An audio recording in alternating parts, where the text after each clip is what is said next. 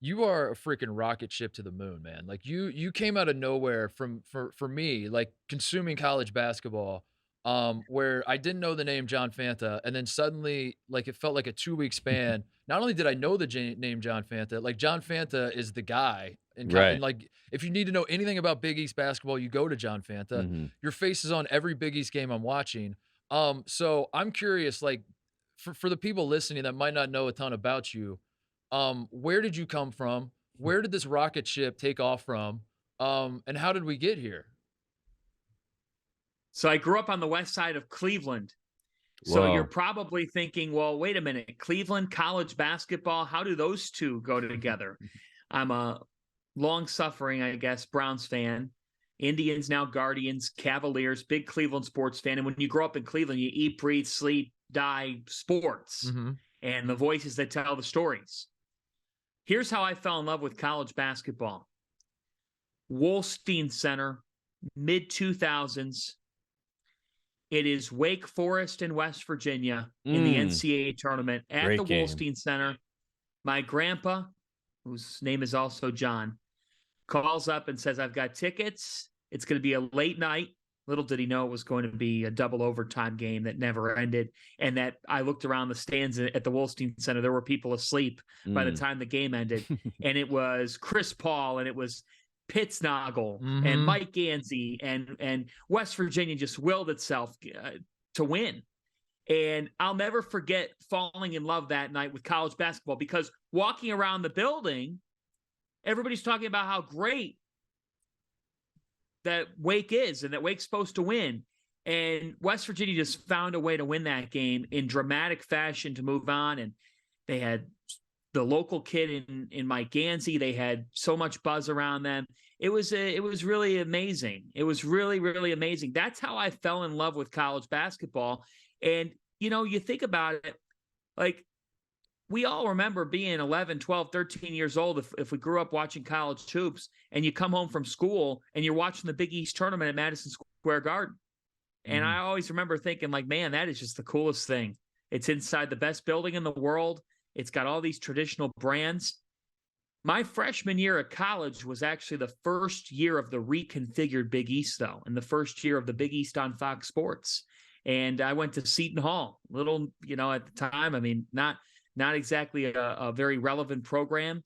And they took off in my 4 years there. They won their first Big East tournament in 23 years there. So when I was a student, and I fell in love with being in New Jersey and having a choice of college basketball games at the drop of a hat, Mhm. not far away from me. And that's how it all came to fruition.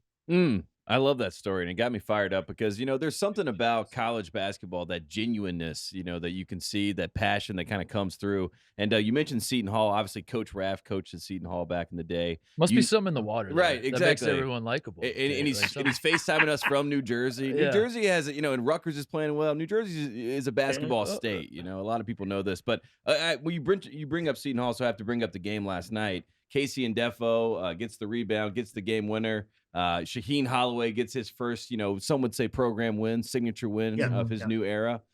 So how did it feel being a Pirate? I know you have to be objective. We're all objective here, but it's college sports. We all have our own team. So how did it feel to watch your Pirates last night get that win? That was as incredible of a win that Seton Hall has had in years. In fact, Mm, to give you a number to back it up, it was their largest comeback win in the Big East since 2006. wow. You'd have to go back to Lewis Orr being the head coach of the Pirates to get a comeback win quite like the one on Wednesday night inside the Prudential Center. It was bonkers in there, Right. bonkers, and it was dead at halftime. Down UConn 14 races at out the to half. us. Yeah, UConn's up 14 at the half. Guys, they were clicking because they were getting transition buckets, Mhm. and they were getting trailing threes between Alex Caravan and Jordan Hawkins, so you can't leave open. But just in the second half, it's like this magical effect that we saw last year with St. Peter's was unleashed from Seton Hall. And Casey and Defoe's at the forefront of that. His March legend, it was transpiring. Think about a guy who's had more effect on two programs in the same state Right. in college basketball like this guy has. Mm. He defended his tail off. Kadari Richmond, when he decides to turn it on, he's a really good player. And he turned it on in this game. And UConn has a guard problem. They really do. They don't have that killer guard that can put the game away. And I think they felt that late.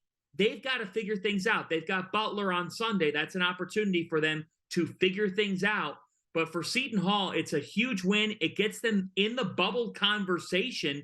And now they ride momentum, winners of 4 straight. They're doing it with defense. They're last in scoring offense in the Big East. They're last in three-point field goal percentage in the Big East. They're one of the last place teams in field goal percentage overall. But they take it from you. They've got this New Jersey toughness that seems to reverberate with Rutgers as well. And last night, they took it from Connecticut. UConn could not put it away. And for UConn guys, here's my thought on them. They have 9 wins by at least 20 points this year. Mm-hmm. Close games.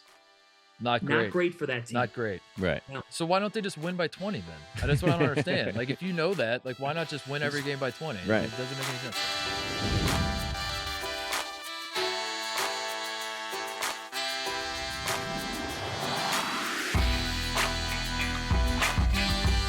Hey there, thanks for watching Titus and Tate. For the full friend of the program experience, subscribe right below and come join us for all things college basketball. The action is heating up. Come join Titus and Tate.